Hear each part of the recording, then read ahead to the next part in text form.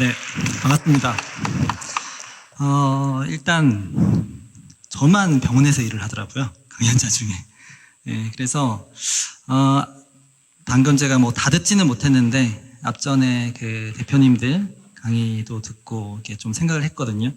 이렇게 전해드리고 싶은 게 운동이라는 게 참 재밌게 운동을 해야 되는데 그 재미있는 운동을 하려면 참 재미없는 것도 해야 된다.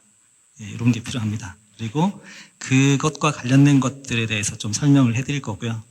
그리고 저는 신경외과에서 일을 개원을 하고 있고 그 다음에 재활을 직접 시행하고 있고요. 솔직히 이 자리에 나온 것도 참 어떻게 보면 특이한 사람이라서 나온 거예요.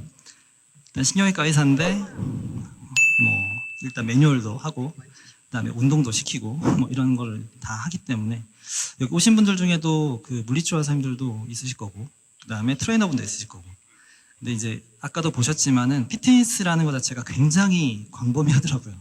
예, 그래서 즐겁게 운동하는 것도 필요하고 그룹도 할 수 있고 1대1도 할 수 있고 근데 이제 그 운동이라는 것 자체가 정말 어떻게 보면 많은 그 역할을 할 수가 있습니다. 그래서 그 역할을 할 수 있는 것들 중에 뭐가 겹치는지 이런 것들에 대해 설명을 해드릴게요.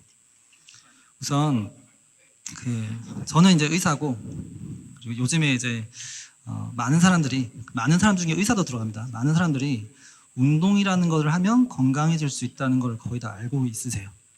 예, 그러니까 운동하면 좋네 이러면서 열심히 운동하거든요.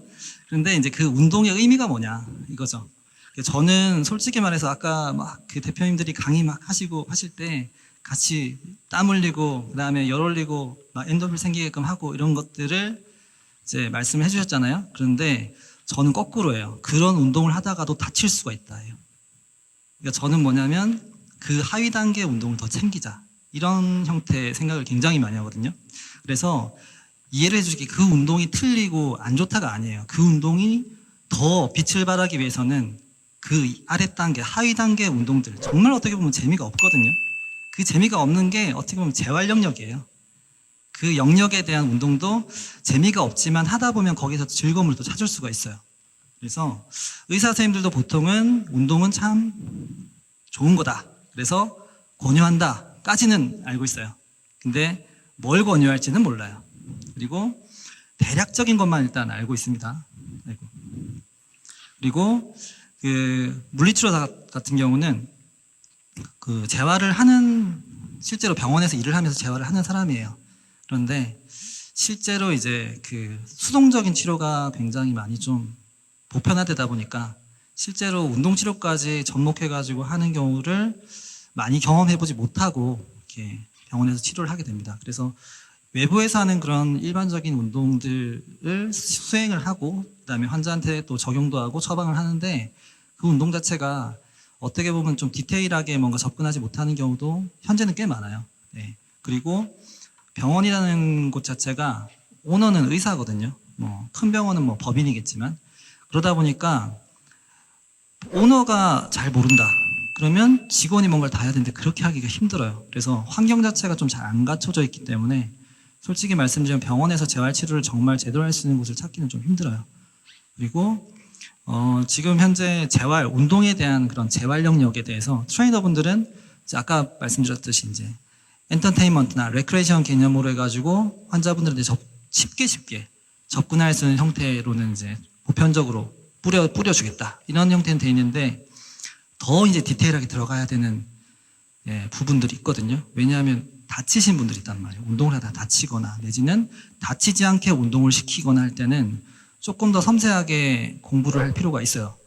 그러니까 운동은 몸 건강해지려고 하는 건데 어떻게 운동하는 게 참 좋은 걸까? 이런 것들이 이제 중요한 요소가 되겠죠. 그래서 운동이라는 거 하나 때문에 이게 세 사람이 겹치게 돼요.